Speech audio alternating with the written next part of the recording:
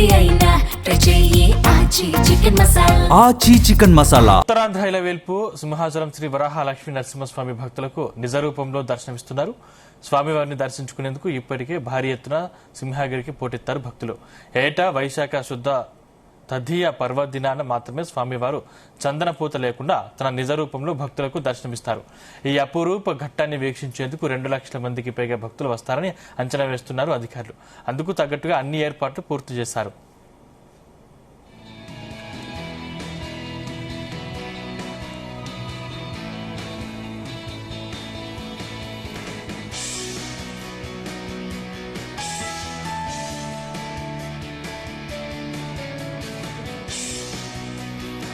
ఇప్పటికే ఆలయ వంశపారపర్య ధర్మకర్త పూసపాటి అశోక్ గజపతిరాజు స్వామివారి తొలి దర్శనం చేసుకుని పట్టు వస్త్రాలు సమర్పించారు. ఆ తర్వాత రాష్ట్ర ప్రభుత్వం తరపున మంత్రి అనిత పట్టు వస్త్రాలు సమర్పించారు. తెల్లవారుజామున 3:30 నుండి సామాన్య భక్తులకు నిజరూప దర్శనం ప్రారంభమైంది. సాయంత్రం 6 గంటల వరకు మాత్రమే ఈ దర్శన భాగ్యం కలుగుతుందని, ఆ తర్వాత తిరిగి స్వామివారికి 125 కిలోల కొత్త చందనంతో పూత వేస్తామని ఆలయ కమిటీ తెలిపింది.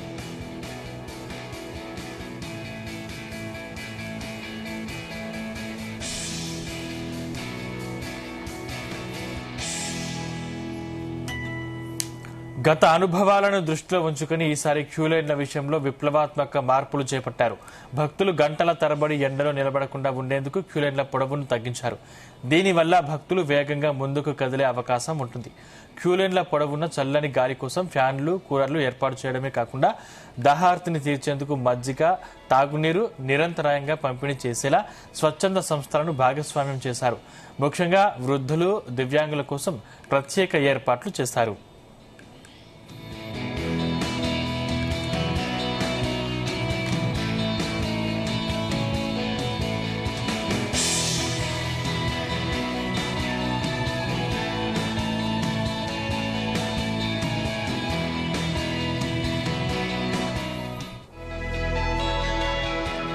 చందనోత్సవం సందర్భంగా ఆలయ ప్రాంగణమంతా ఆధ్యాత్మిక శోభతో విరాజిల్లుతోంది. దేశ విదేశాల నుంచి తెప్పించిన వివిధ రకాల అరుదైన పుష్పాలతో అంతరాలయం, ధ్వజస్తంభం మరియు రాజగోపురాన్ని అత్యంత రమణీయంగా అలంకరించారు. ఆలయ వెలుగులు జిగేల్మణిలా రంగురంగుల విద్యుత్ దీపాలను ఏర్పాటు చేశారు. భక్తులు తమ క్యూలైన్ మార్గాలను సులభంగా గుర్తించేందుకు వీలుగా భారీ మ్యాపులు, దిశానిర్దేశం చేసే సూచిక బోర్డులను ప్రతి ప్రధాన కూడలిలోనూ అమర్చారు.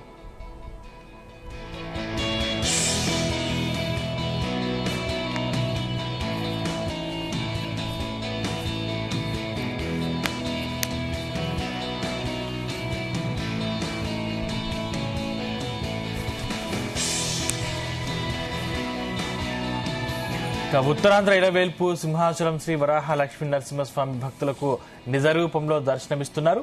స్వామివారిని దర్శించుకునేందుకు ఇప్పటికే భారీ ఎత్తున సింహగిరికి పోటెత్తారు భక్తులు. ఏటా వైశాఖ శుద్ధ తదియ పర్వదినాన మాత్రమే స్వామివారు చందన పూత లేకుండా తన నిజ రూపంలో భక్తులకు దర్శనమిస్తారు. ఈ అపురూప ఘట్టాన్ని వీక్షించేందుకు 2 లక్షల మంది వేస్తున్నారు అధికారులు. అందుకు తగ్గట్లుగా అన్ని ఏర్పాట్లు పూర్తి చేశారు.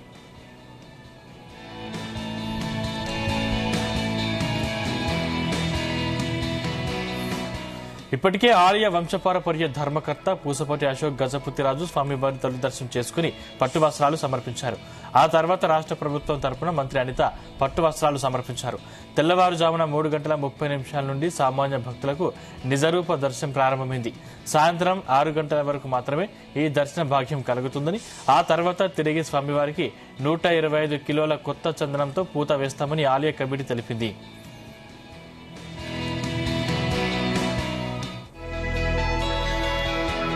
గత అనుభవాలను దృష్టిలో ఉంచుకుని ఈసారి క్యూలైన్ల విషయంలో విప్లవాత్మక మార్పులు చేపట్టారు. భక్తులు గంటల తరబడి ఎండలో నిలబడకుండా ఉండేందుకు క్యూలైన్ల పొడవును తగ్గించారు. దీనివల్ల భక్తులు వేగంగా ముందుకు కదిలే అవకాశం ఉంటుంది. క్యూలైన్ల పొడవున చల్లని గాలి కోసం ఫ్యాన్లు, కూలర్లు ఏర్పాటు చేయడమే కాకుండా దాహార్తిని తీర్చేందుకు మజ్జిగ, తాగునీరు నిరంతరాయంగా పంపిణీ చేసేలా స్వచ్ఛంద సంస్థలను భాగస్వామ్యం చేశారు. ముఖ్యంగా వృద్ధులు, దివ్యాంగుల కోసం ప్రత్యేక ఏర్పాట్లు చేశారు.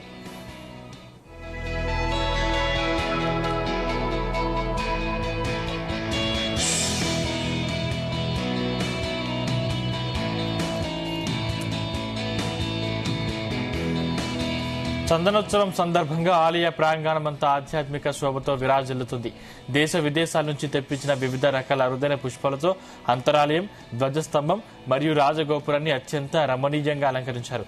ఆలయ వెలుగులు జిగేల్మణిలా రంగురంగుల విద్యుత్ దీపాలను ఏర్పాటు చేశారు. భక్తులు తమ క్యూలైన్ మార్గాలను సులభంగా గుర్తించేందుకు వీలుగా భారీ మ్యాపులు, దిశానిర్దేశం చేసే సూచిక బోర్డులను ప్రతి ప్రధాన కూడలిలోనూ అమర్చారు.